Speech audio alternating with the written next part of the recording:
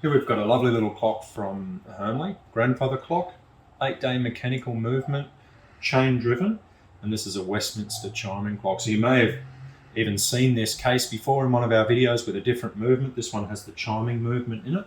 And just a quick disclaimer, you may hear some other chimes. We're filming from our showroom today. So this clock, all solid timber mouldings around the top and on the front of the clock, and in the door, the fluted columns. But the case behind's made from laminated pressed board, and that's also to help the stability of the case over the life of the case. What we have with this particular model, we have the moon dial at the top. So this actually shows you the phase of the moon, and I can actually move this one and that'll show you the full moon there. So automatically that will move during the cycle of the moon, going through to a new moon where you don't see a moon in the night sky. As I mentioned earlier, this is a Westminster chiming clock.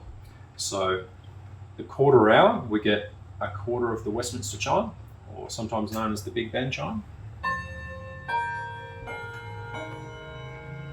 Half of the chime at half past.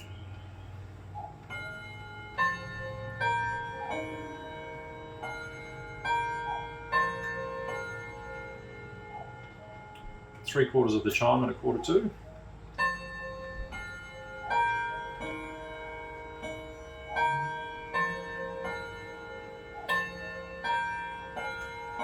Now this clock has automatic night off. That's this little lever under here. You can switch that up and that puts it into automatic night off mode, meaning 9:45 in the evening is the last chime of the evening. So where we'd normally get the full chime at 10 o'clock, now it's silent right through to 7 o'clock in the morning. So we're going to hear the full chime at 7 a.m. in the morning.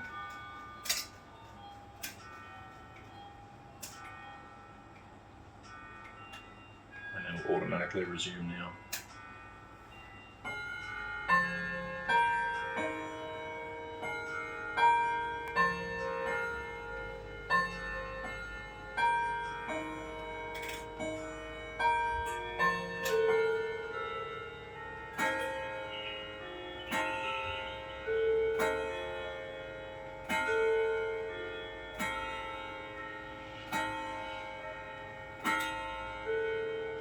So it is possible to have the clock chiming and striking right through the evening and leave that one down, or you can also silence the clock manually by pushing that one up at any time and the clock is then silent.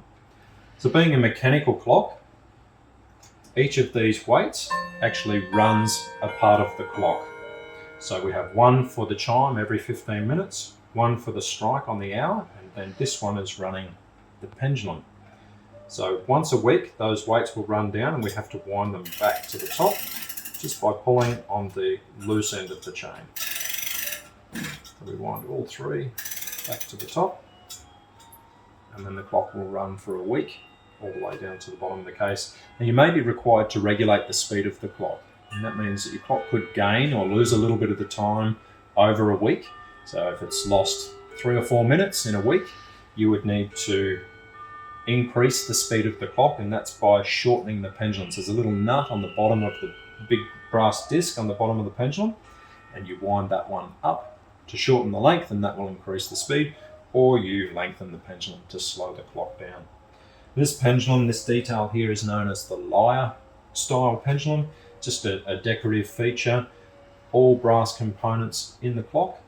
This one has a nice printed chapter ring with the Roman numerals, and the clock also has an automatic beat adjustment. So if you give the pendulum a nice wide swing, the pendulum will find its balance and you don't have to have the clock perfectly level on the floor at home. So you can see it's a really lovely little clock. Here another one chiming here beside me. But for any more information, have a quick read through the product description. Got all the details in terms of the size and anything else you might require. But if you've got some questions or I've missed something, please feel free to get in touch.